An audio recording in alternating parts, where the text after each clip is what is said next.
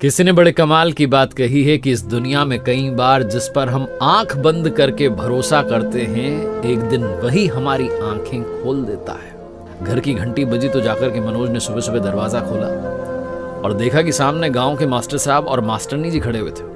उनके हाथ में बैग भी था। मनोज ने बेमन से उनका स्वागत किया कि अरे कैसे आना हुआ मास्टर साहब। और मास्टर साहब समझ गए कि मनोज हमें देख करके खुश हुआ नहीं है। मास्टर साहब ने कहा अरे क्या बताएं, मास्टरनी जी की तबीयत खराब हो गई, गांव में तबीयत ठीक नहीं हो रही थी, तो डॉक्टर ने कहा कि शहर में एक बार दिखा लो, तो बस बेटा तुम्हारे पास चले आए। मनोज ने बेमन से कहा आइए ना, अंदर आइए। अंदर उन्हें बैठाया और अपनी पत्नी से कहा चाय बना दो, मास्टर साहब आए, मास्टरनी जी आई। मास्टर साहब कहने लगे कि बेटा मनोज, क्या तुम आज हमारे साथ अस्पताल चलोगे? आज छुट्टी ले लोगे तो मास्टरनी जी को दिखा लेंगे। मनोज ने तुरंत बहाने मारते हुए कहा नहीं नहीं, आज तो ऑफिस में बहुत इंपॉर्टेंट मीटिंग है, आज तो मैं नहीं चल पाऊंगा, और चुपचाप अंदर चला गया। तभी उनकी छोटी बच्ची, मनोज की बच्ची जो थी, वो जाग गई और वो बाहर आई। हॉल में देखा कि दादू दादियां हैं। वो मास्टर साहब मास्टरनी जी को दादू दादी कहते थे, क्योंकि 6 महीने पहले मनोज जब गांव गया था छुट्टियों में, तो इनके घर के पास वाला घर ही मास्टर साहब का था। अब मनोज के मम्मी पापा तो थे नहीं, तो उस छोटी बच्ची को मास्टर साहब मास्टरनी जी में ही दादू दादी नजर आए। उन्हीं के साथ गाँव में दिन भर खेलती थी, वहीं पर पकवान खाती थी, और ये भी बड़ा ख्याल रखते थे मास्टर साहब उस छोटी बच्ची का। बच्ची बड़ी खुश हुई। तभी मनोज की वाइफ आई और बच्ची को खींच करके अंदर ले गई कि चलो चुपचाप, स्कूल नहीं जाना तुम्हें, मस्ती करती रहती हो। मास्टर साहब समझ गए कि घर में माहौल तनाव भरा है और हमें देख करके खुश हुए नहीं है। किचन में मनोज की वाइफ चली गई थी, मनोज भी वहीं था, और तभी मास्टर साहब हाथ धोने के लिए वॉश बेसिन के पास आए तो उनकी बात सुन ली।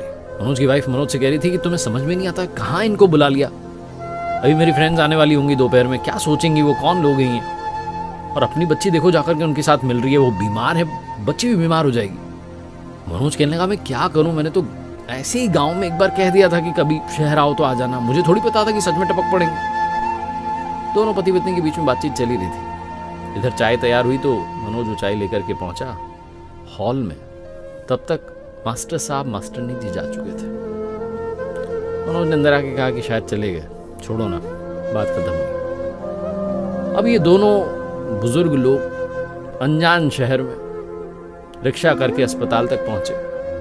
अस्पताल में ढूंढ रहे थे कहीं डॉक्टर से मुलाकात हो जाए तो दिखा लें, और मास्टर साहब अंदर ही अंदर दुखी हो रहे थे कि जिस मनोज पर इतना भरोसा किया, जिसके नाम पर हम यहाँ शहर चले आए, वो तो ऐसे बिहेव कर रहा है।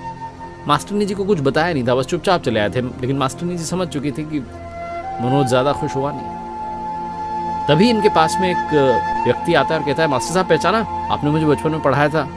मास्टर साहब चश्मा ठीक करते हुए बोले हाँ हाँ बिल्कुल, तुम्हारा चेहरा जाना पहचाना लग रहा है। तो बताने लगा कि अरे मैं कुलदीप, वो गांव में मेरे पिताजी साफ सफाई का काम करते थे, और मुझे स्कूल में आता देख करके लोग चिढ़ते थे, तो फिर आप मुझे अलग से पढ़ाने आते थे। मास्टर साहब ने कहा हाँ हाँ, तुम्हारे स्कूल आने से गाँव वालों को दिक्कत थी ना, तो मैं तुम्हें 1 घंटे अलग से घर जा करके पढ़ाता था ताकि तुम पढ़ लिख लो।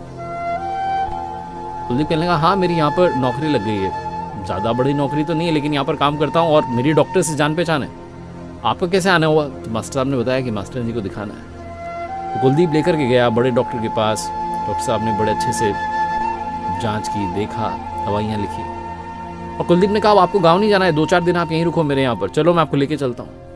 और हॉस्पिटल में सबको बताते हुए जा रहा था कि मेरे गाँव वाले आए हैं, मेरे घर वाले आए हैं, मम्मी पापा आए, उनको लेके जा रहा हूँ। मास्टर साहब जो निसंतान थे, उस दिन उनकी आंखों में आंसू थे कि कुलदीप के रूप में बेटा मिल गया। और एक मनोज था जिस पर इतना भरोसा किया और जिसके भरोसे पर गांव से अनजान शहर में आ गए, वो हमें देख करके ही दुखी हो गया। बहुत छोटी सी कहानी है, लेकिन आज के टाइम में इमोशंस की इंपॉर्टेंस को बताती है। हम में से बहुत सारे लोग इमोशंस से दूर होते जा रहे हैं। अपनी लाइफ में भावनाओं को जिंदा रखिए, क्योंकि जिंदगी भावनाओं से ही होती है।